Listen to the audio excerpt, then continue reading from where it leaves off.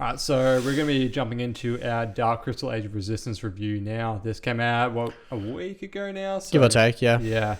We've watched all the 10 episodes, and I've watched the documentary. I don't know, you haven't I watched yet. about half the doco. Okay, sweet. Yeah. We're just going to jump straight into it. This, I reckon we're just going to do full spoilers, yeah? Like, just... Yeah, we can just talk about whatever. Yeah. I figured by now most people have either sort of seen it or started watching it at least, so yeah. Yeah. You want to start us off, or...? It was so much better than I expected. Like, it actually blew my mind. Yeah. Yeah, I cannot believe how much a difference having physical puppets makes in, like... Do you know what I honestly, like, baffles my mind to think about it is when you think about it, the Dark Crystal, up until the release of this show, has been just like that 80s fantasy film that was kind of unique for the time, had puppets, and had a pretty cool world. Like, that's all it ever was. Yeah. But after this show, it's almost like rivaling some of the best fantasy has been put on our screens. Like, it's actually that good. It's the most interesting fantasy I've seen come out in such a long time. And by that, I mean, it's not subscribed to like classic fantasy tropes you're used to seeing with like elves with swords and archers and all this kind of stuff. It's like such a unique world that like it's so refreshing to be a part of it. Like, everything you see is so new and interesting that you're like, wow, like, how has this not really ever been done or approached like this before? Yeah, I know. And it makes such a difference in like your engagement with it when it's something you haven't seen before. Like, I took for granted how similar a lot of fantasy films are. I've to always be known, honest. like, so many of them for so many years. Like, I've honestly been waiting for something to hit me like Lord of the Rings. I mean, Game of Thrones obviously is really good as well. Like, Yes, that builds it. that's true. Really well, But like, it's aside still from those properties, like, But even Game of fantasy- Thrones kind of, to me, falls into... It's a lot more politically heavy, sorry, but it's still not so much very... fantasy. Yeah, Yeah, but I it's... get what you're saying. Yeah. Very much. But like, the documentary shed so much light, I suppose, on so many elements of why this works so well. I mean, for one, everyone, like, you can tell that was behind the production of this show was on the exact same page about what it needed to be. Yeah. And there was, I found it really interesting because there's a point where they showed sort of a screen test where they had the Skeksis as like puppets, but then they CGI'd the Gelflings just to see what it would look like. I did say that, yeah. Yeah, I don't know if you got to it. Yeah. Like, that in itself was interesting because they looked at that and they were like, that to them was their moment of realization where they were like, yeah, it needs to be 100% puppetry because, again, it's just that fact it's so tangible and like the world just like you can interact with it almost. That's how much better having everything actually exists. Obviously, it was a lot more expensive to do it this way, but like when it you're pays building, off. Absolutely pays when you're building sets and everything like exists physically in a space, it's indescribably more engaging than something that's been generated on a computer. Yeah, for sure. And like, it's it's easy to say that, but until you see it, it's like kind of, it's hard to imagine. For lack of a better word, I guess. It's really hard to... Like, I mean, there are definite restrictions to the puppets, though. Like, I don't want to be, like, completely, like... Yeah. But that's fair. Like, yeah, like, you do notice, especially in the and there's action no sequences, quote-unquote action sequences, but, like, those ones when puppets are actually moving and, like, they're running, that's when they're most noticeably puppets. Yeah, they're working well within the confines of the form, but you struggle to get like fluid movement and really intense action sequences. Yeah. I also want to mention that it's not without CGI. Like, there's still moments that they could not accomplish with puppets that are CGI, and the CGI is like fairly average. Like, it's really noticeable when they use it. It's very few and far between. Like, they try to avoid it. Like, most of the time it is there just as a way to extend the sets. Like, that's what the CGI is predominantly there to do. But there are times where, like, I think most notably to me was there's a Skeksis who is like climbing through the treetops, and there's like a full maybe 30 seconds that is just a full CGI rendered shot, and you could tell. Yeah. But and I like, it's also worth mentioning as well that it's not gimmicky in that it's about like they've focused so much on the puppets in the world that the story isn't good, because it's a really engaging story. Yeah. And when you're talking about the limitations of puppetry in terms of movement and action, there's not as much maybe like fantasy battle epicness that you would traditionally see in a show like this. Yeah. But it means that the story and the characters are enriched because they have to find other ways to tell their story. And I think that like the lore and the world that they live in and the world that's told in this story is not a world that mass conflict takes place. You know, like there's not like armies of people with swords and shields taking up arms against one another. This isn't how this world is. And that's what I'm talking about when I say like it's not typical fantasy. Like they found other ways to tell this story.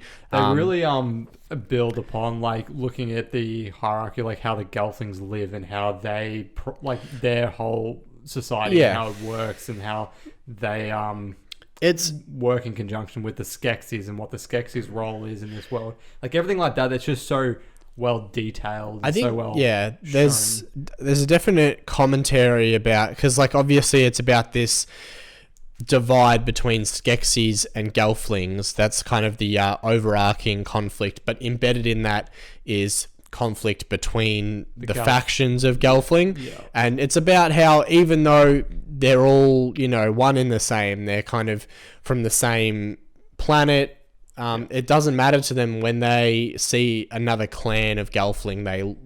They consider themselves superior. They have their quirks that they dislike about other factions and clans. I think there's a lot to be said about kind of taking that tangibility about us as humans from that as well. It does, and it makes for more interesting storytelling because it's not just like, because the Dark Crystal, the original, is very much a straightforward narrative, but this one, it's not just a straightforward, like, yes, the story in itself is fairly simple, but they really make it a lot more complex by showing a lot of those elements where there's a lot of that kind of rivalry between clans, and you're seeing like that tension between a lot of like political manipulation as well. It's very very dark, like really quite brutal for a show made with puppets. I voiced is that I really hoped that they maintained the Dark Crystal's mature storytelling and tone. And it's rated M on Netflix, so it's not for kids at all. That's it. Like I think in part kids could watch it, but it is visually you can engage as a kid for sure. But it surprised me because I thought that it was going to be a family film, like a series for families, because it's obviously based like on the original, which was for families and for kids. But like this show is actually almost for the people who grew up with the original, who are now adults. That's what it kind of feels I don't like. think that the Dark Crystal was based on families. That was pretty dark as well. Yeah, but it was a PG rated film. It's like I guess it's like got darker tones, but it was a film made for, it was a family film made for kids at the time. That's what it was. And like all the people that have grown up with it are people who were kids at the time and have like grown up to love it because they.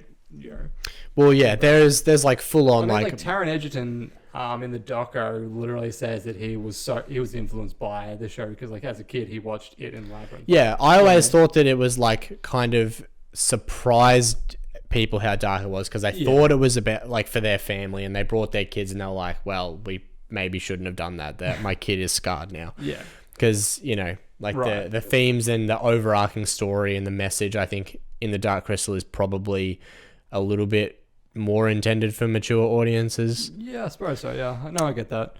But they really lean more heavily into like creating a story that can be enjoyed by a more mature audience.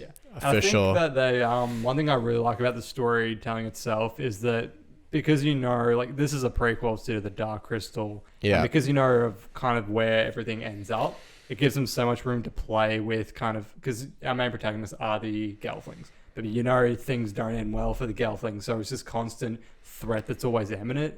That I think I really enjoyed that aspect of the show as well. That being said, one thing I was not a super huge fan of was the character. Rian, was his name. So Taron Egerton's character, I believe, is the weakest of the main characters. And he probably is the main almost character. Yeah, he's definitely the main character. I think he has the most screen time. Yeah. I could not really invest in him as a character or in his story. I didn't mind his character the way it was written. I think what more did come down just the visual design, because he just a little bit awkward at times watching him. Like, because some of the other, pretty much predominantly all the other puppets for me work really well in terms of emoting, in terms of like their visual looks. But Rian just kind of falls into a weird sort of space for me. I think I agree with that. I felt just a little bit disconnected to him for that reason. That being said, I think that the strongest character is Deet. Yeah, she has the most interesting character arc. She's like from a faction that has not like surfaced from living underground for a long time. So like she comes out of the ground in the first episode and she can't even like walk on the surface of this planet without covering her eyes, because like she's so used to seeing in like almost complete darkness. I think that whole faction was very interesting, and I think that her as a character was probably the most interesting, because she kind of comes in, she's like the audience member almost. She's like has no idea what's going on, super naive, so she has to have everything explained. She's kind of like the character of exposition, but usually the character of exposition is pretty bland, but she's embedded with enough like she's just like super charming. She's given a lot of like purpose as well.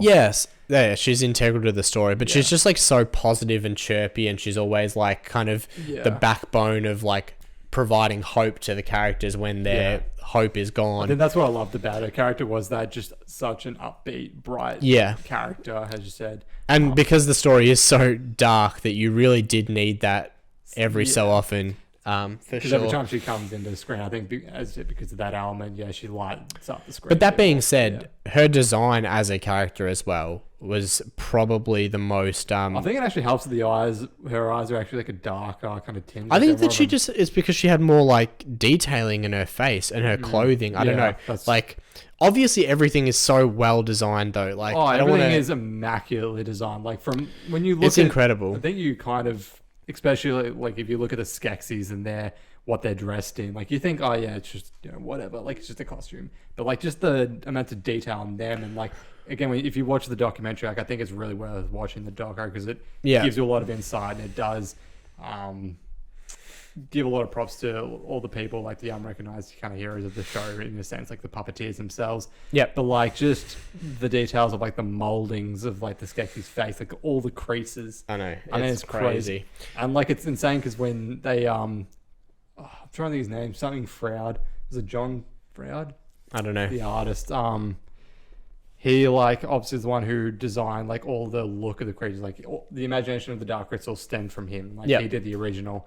And like even he just like does all the line drawings. He's like, oh, someone's got to then take my drawings and create something out of it. Like gotta take all those little intricate details, because they all mean something, and then actually craft that. And it's just that attention to detail is insane to me. I think also it's worth mentioning that the ending of this series and the start of the film still leave a huge gap, which kind of highlights that they're going to be pushing for a season 2, maybe even a season 3. So I think that's worth mentioning, just because if you're like a fan of fantasy and really kind of enveloping yourself into the lore and the world, you're going to get so much more than this 10 hours already to really get to know the world. And they spend a lot of that. It's not like a lot of the 10 hours is spent really developing the world and the characters. It's not just about, all right, let's get from where we are now to the start of the Dark Crystal. Like they take the scenic route, because they really want you to invest in the world. Like you can tell that the craftsmanship that goes into making the world is the same love that they want you to have for the. So they're not going to just rush through it. Oh yeah, They definitely have a very cohesive and like strong vision, because like definitely story arc for this season just works so well. Like just as an overall season, I think in general, a lot of twists and turns I genuinely did not expect. As I said, like even going back into that kind of mature, like there's a lot of like scenes of violence in itself, like not like straight. There's like legitimate like blood. Like there's a scene that I vividly remember where the scientist who's voiced by Mark Hamill, he's got 2 servants that have like their mouths shown shut. One gets thrown down this like shaft into fire, which I was like, okay. And then the next one, and then it's an off-screen death. but they literally obviously get their head kind of smashed in because it pans away to the scientist, one of its creatures in like a bird cage, and the bird's obviously watching, and then there's blood that spurts onto its like face. And just like as a mental imagery, I was like, that's more than what I had expected to see in this show. I remember watching a Gelfling die and then like literally become enveloped in a pool of its own blood, and I was like, oh, okay, that's intense for a show with puppets. Yeah, for sure. Yeah. Actually, what do you think of Bria as well, like in her whole like family? Because I really enjoyed that whole aspect. Because that's like Bria as a character, probably not so much, but the whole family conflict is good. And about it's just about how like it explores how the Skeksis have manipulated Gelfling into like serving them for really 1,000 years before the events of this show take place. And about how kind of the lasting effects of it. It's almost like a Stockholm syndrome that kind of takes place with the older sister. Who because her mum gets absolutely slaughtered, like in a sense, by one of the Skeksis.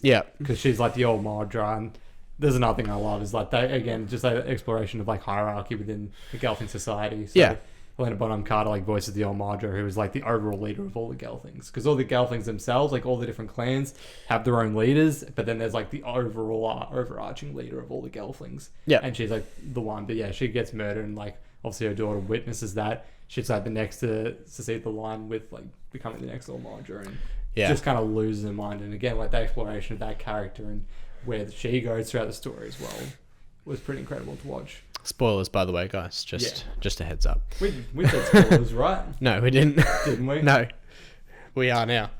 Right. Do you want to give your kind of overarching final thoughts on the show? Yeah. Would you recommend to anybody and everybody? I would. I mean, it's hard depending, because like I would say yes to me, like without a doubt, go and watch this show. Like it's absolutely incredible. Like it's more than I had honestly expected from it, and it's definitely a really interesting piece of like mature storytelling in a fantasy universe. And the world it built is absolutely incredible. And like, so if you're a fan of fantasy, if you're a fan of like the Dark Crystal, or if you just like want a new show to watch, I think it's totally worth watching. But like I can't say that like it's going to be for everyone, but no, I wouldn't recommend it for everybody. Yeah, I'm just gonna double check that our audio hasn't just cut out. I definitely wouldn't recommend it for everybody. I would make the recommendation for high fantasy fans, people who love to be enveloped in the lore of something, because you can tell that obviously they're really pushing to have you fall in love with the world as much as they do. Also, maybe for like really character driven, if you're a big fan of like shows that are driven by character and not so much by action, then I would also recommend this. I think that the puppets aside, you're going to get a lot out of what happens in terms of the like kind of political aspect of it. It's like this like chess game that takes place, as well as the series of events that kind of lead up to this rebellion against the Skeksis. And there's nothing simple either about this show. Like there's nothing particular. Like, even when you look at the Skeksis who are all evil, there's even a Skeksis in this show that's not actually evil, that's actually good and trying to help the main protagonist. Like that's something as well, like that I didn't expect. That's very like it's not straightforward. And it's one of those things that kind of surprise the audience. It's designed to be kind of like, left of field, I guess, for lack of a better word, where you think kind of what's going to happen, what you're expected to see, and then it kind of throws you a curveball. But it all fits well into the lore, and that lore doesn't really go against anything that takes place in the original film, which I think actually it almost leans more into the lore of the Dark Crystal and what I remember seeing when I watched it last week. So I think that that's a good thing, actually, because it's all like within the realm of like, oh yeah, no, I can buy this based just on what I saw within the Dark Crystal. So that's also good that they've like really kind of paid homage to the original and haven't really like defied what made that film great just to make something work narratively in this movie. Yeah. One last thing I just want to kind of gauge what your thoughts are on this. In your opinion, after watching the show, do you feel like this starts to overshadow the original? I think that it's better than the original. Yeah. If that counts as overshadowing, I guess. I Or, mean, like, would you someone who never want to go back and watch the original because this is too good to, like, after watching this, would you Maybe. start to go back and watch the original? Because, like, that's it's hard to one say thing I because the wonder. people that have been raised watching the original, yeah, will love the original forever. The people that haven't seen the original and have both of them to watch at the same time, yeah, the original is not going to really ever properly stack up to this show. But it's like 30 years of technology advancement. Even in puppetry, they've Yeah, made for progress. sure. So, and this show has obviously got the backing of Netflix, which is a massive budget. So Yeah. it's almost hard to compare. And the story within the the strength of the Dark Crystal original is not its story or even its characters. It's the puppets. Yeah, Whether sure. the puppets are the and strength the world. are the strength of the original movie, this has a lot more going for it. It's actually a good story Yeah, as well as an incredible world. yeah, So I would recommend. I absolutely loved it, but be Yeah. warned, it's not super action filled or anything like that. for sure. Yeah. I really do hope, like, enough people do support this show though, because it's obviously quite costly, and, like, if it doesn't get enough viewership and whatnot, that they won't make more kind of seasons. I think I'm this not is a show sure, that yeah. deserves to be told. I think from beginning to that end. it'll go down in time as another like cult TV show. Probably. If it gets cancelled, then yeah, absolutely. But Yeah. like, we'll see if what happens. I don't think it's ever going to be a mainstream TV show, No, so I but, think like, it'll as long always as there's be. enough. Like, its audience is big enough to support it beyond the first season. I think so. Yeah, That's what I'm hoping. That, yeah. like, It's getting good reviews, so yeah. yeah. All right, I think that wraps up our review of the Dark Crystal: Age of Resistance. Apologies if I gave any. We'll put spoiler in the title of the video, so we're all G. Yeah. Thanks for watching. We appreciate it. Like and subscribe if you feel so inclined. Give us a comment what you thought or if you're going to watch it. Yeah. Absolutely. Thanks very much, guys. And we'll see you next time. See ya. Bye.